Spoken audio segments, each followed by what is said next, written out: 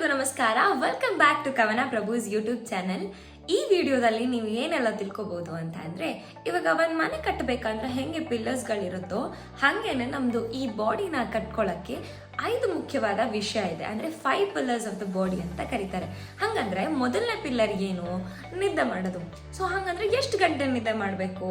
So 6ರಿಂದ 8 ಗಂಟೆಗಳ ಕಾಲ ನಿದ್ದೆ ಮಾಡೋದ್ರಿಂದ ನಮ್ಮ ಬಾಡಿ ಸಖತ್ತಾಗಿ ಇಟ್ಕೊಳ್ಳೋಕ್ಕೆ ಹೆಲ್ಪ್ ಆಗುತ್ತೆ, ಮತ್ತು ಸ್ಟ್ರೆಸ್ ಫ್ರೀ ಆಗಿ ಇಟ್ಕೊಳ್ಬೋದು.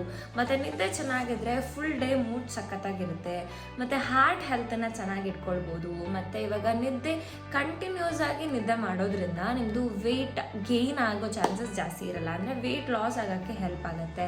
ಮತ್ತು ನಿದ್ದೆ ಮಾಡೋದ್ರಿಂದ ನಮ್ಮದು ಬ್ಲಡ್ ಸರ್ಕ್ಯುಲೇಷನ್ ಆಗಿರ್ಬೋದು, ಪ್ರತಿಯೊಂದು ಸಖತ್ತಾಗಿ ಇಟ್ಕೊಳ್ಳೋಕ್ಕೆ ಫಸ್ಟ್ ಪಿಲ್ಲರ್ ನಿದ್ದೆ. ಅದರಲ್ಲೂ ರಾತ್ರಿ ಹೊತ್ತಲ್ಲೇ 6 ಗಂಟೆಯಿಂದ 8 ಗಂಟೆಗಳ ಕಾಲ ನಿದ್ದೆ ಮಾಡೋದು ತುಂಬಾ ಇಂಪಾರ್ಟೆಂಟ್. ಹಾಗಂದ್ರೆ ಸೆಕೆಂಡ್ ಪಿಲ್ಲರ್ ಏನು ಅಂತ ಅಂದರೆ ನೀರು ಕುಡಿಯೋದು. ಸೊ ನೀರು ಕುಡಿಬೇಕು ಅಂತ ಅಂದರೆ ಎಷ್ಟು ನೀರು ಕುಡಿಬೇಕು? ಸೊ ಪ್ರತಿನಿತ್ಯ ನಮ್ಮ ಬಾಡಿಗೆ ಹತ್ತತ್ರ ಒಂದು 2.5 ಲೀಟರಿಂದ 3 ಲೀಟರ್ ಅಷ್ಟು ನೀರನ್ನು ಕೊಟ್ಟರೆ ತುಂಬಾ ಒಳ್ಳೆಯದು. ಸೊ ಅದನ್ನು ಹೇಗೆ ಕುಡಿಬೇಕು ಅಂತ ಅಂದರೆ, ಸೊ ಪ್ರತಿನಿತ್ಯ ಬೆಳಗ್ಗೆ ಎದ್ದ ತಕ್ಷಣ 1 ಲೋಟ ನೀರು, ಮತ್ತು ನಮ್ಮದು ಸ್ನಾನಕ್ಕಿಂತ ಮುಂಚೆ 1 ಲೋಟ ನೀರು, ಸ್ನಾನ ಆದಮೇಲೆ 1 ಲೋಟ ನೀರು, ತಿಂಡಿ ಊಟಕ್ಕಿಂತ ಒಂದು ಅರ್ಧ ಗಂಟೆ ಮುಂಚೆ ನೀರು, ಒಂದು ತಿಂಡಿಯಿಂದ ಮಧ್ಯಾಹ್ನ ಊಟದ ಒಳಗಡೆ ಒಂದು 4ರಿಂದ 6 ಲೋಟ ನೀರು. ಹೀಗೆ ಕಂಟಿನ್ಯೂಸ್ ಆಗಿ ನಾವು ಒಂದು ಅರ್ಧ ಗಂಟೆಗೆ ಚೂರು ನೀರು ಕುಡ್ದು ಸೊ ಕಂಪ್ಲೀಟ್ ಡೇ ಅಲ್ಲಿ ಒಂದು 2.5ರಿಂದ 3 ಲೀಟರ್ ಅಷ್ಟು ನೀರು ಕುಡಿಯೋದ್ರಿಂದ ಸ್ಕಿನ್ ಹೆಲ್ತ್ ಚೆನ್ನಾಗಾಗುತ್ತೆ, ಹೇರ್ ಹೆಲ್ತ್ ಚೆನ್ನಾಗಾಗುತ್ತೆ, ನಮ್ಮದು ಬಾಡಿ ಯಾವಾಗಲೂ ಹೈಡ್ರೇಟ್ ಆಗಿರೋಕ್ಕೆ ಹೆಲ್ಪ್ ಆಗುತ್ತೆ.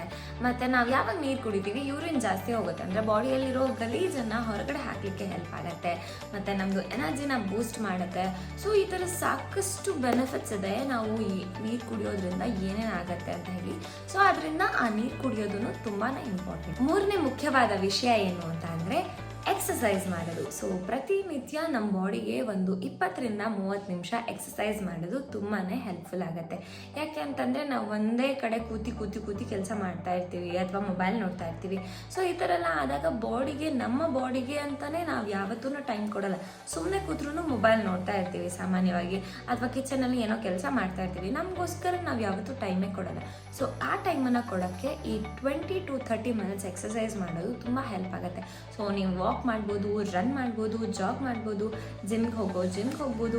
ಸೊ ಫ್ಲೆಕ್ಸಿಬಲ್ ಆಗಿ ನಿಮಗೆ ಖುಷಿ ಆಗುವಂಥದ್ದು ಒಂದು ಡಾನ್ಸ್ ಮಾಡ್ಬೋದು.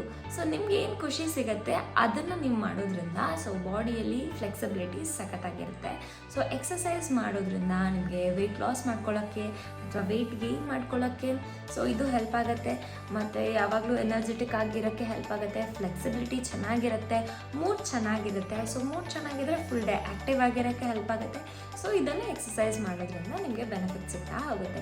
ಸೊ 4ನೇ ಮುಖ್ಯವಾದ ವಿಷಯ ಏನು ಅಂತ ಅಂದರೆ, ನಮ್ಮ ಬಾಡಿಗೆ ಬೇಕಾಗಿರುವಂತಹ ಪೌಷ್ಟಿಕ ಸತ್ವಗಳನ್ನು ಕೊಡಬೇಕು, ಅಂದರೆ ಗುಡ್ ನ್ಯೂಟ್ರಿಷನನ್ನು ಕೊಡಬೇಕು.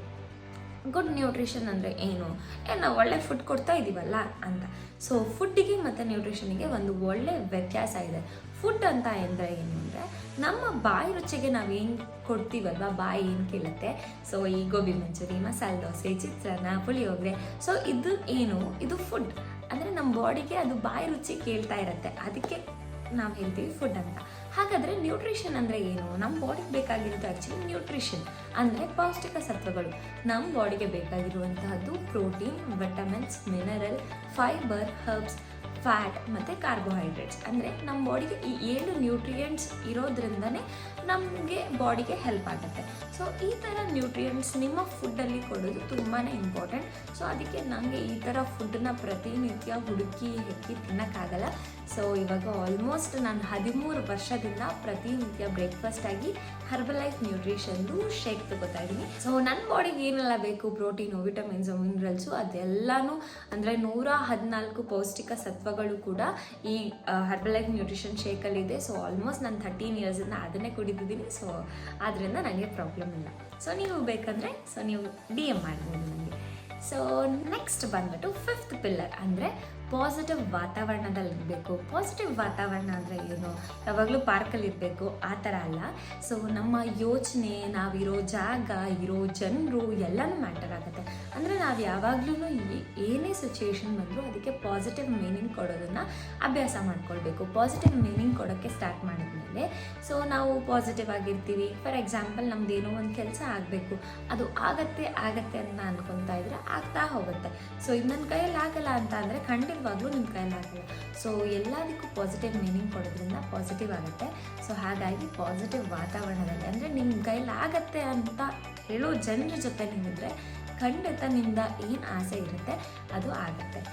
ಸೊ ಗೊತ್ತಾಯ್ತಲ್ವಾ, ಇದು ನಮ್ಮ ಬಾಡಿಗೆ ಬೇಕಾಗಿರುವಂತಹ 5 ಪಿಲ್ಲರ್ಸ್. ಸೊ ನಾನು ಇದನ್ನು ಸುಮಾರು ವರ್ಷದಿಂದ ಫಾಲೋ ಮಾಡ್ಕೊಂಡು ಬರ್ತಾ ಇದ್ದೀನಿ. ನನಗೆ ಸಖತ್ ಹೆಲ್ಪ್ಫುಲ್ ಆಗ್ತದೆ. ಸೊ ನೀವು ಫಾಲೋ ಮಾಡೋಕ್ಕೆ ಸ್ಟಾರ್ಟ್ ಮಾಡಿ. ಸೊ ನಿಮ್ಗೆ ಏನೇನು ಬೆನಿಫಿಟ್ಸ್ ಆಗುತ್ತೆ ಕಮೆಂಟ್ ಮೂಲಕ ತಿಳಿಸಿ. ಸೊ ಯಾರಿನ್ನೂ ಈ ಚಾನಲ್ನ ಸಬ್ಸ್ಕ್ರೈಬ್ ಮಾಡಿಲ್ಲ, ಸೊ ಸಬ್ಸ್ಕ್ರೈಬ್ ಮಾಡಿ, ಈ ವಿಡಿಯೋನ ಲೈಕ್ ಮಾಡಿ, ಶೇರ್ ಮಾಡಿ, ಕಮೆಂಟ್ ಮಾಡಿ. Thank you for watching.